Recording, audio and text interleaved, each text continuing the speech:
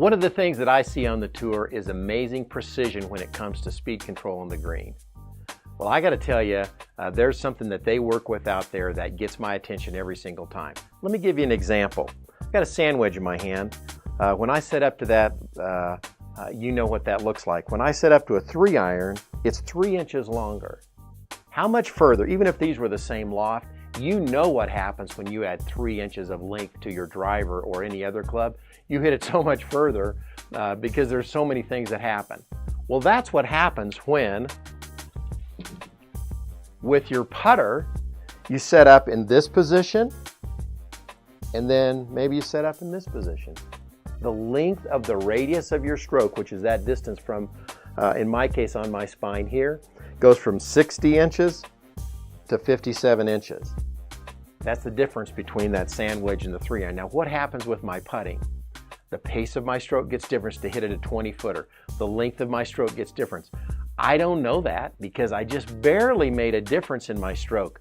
Well, that's what happens out there, and they don't want anything to do with it. You and your students have the same problem. We just don't identify it as well. What do they do to create exactly the same setup, posture, and the same radius of the stroke so that it becomes consistent? They use our old friend, the putting rod.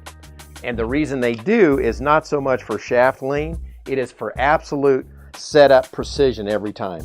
If I set up to the putting rod here every time, and I set up today and tomorrow and next week and next month, and it's the same, I know that the radius of my stroke, the length of the stroke required to hit at 20 feet, the pace of the stroke to hit at 20 feet is going to be exactly the same.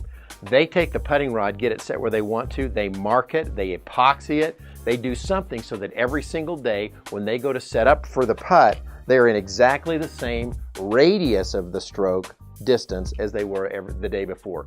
You and I can learn a tremendous amount from that for our own putting strokes and certainly for the putting strokes of the student. Take a marker, mark it for them, put their name on it, whatever you need so that it's consistent.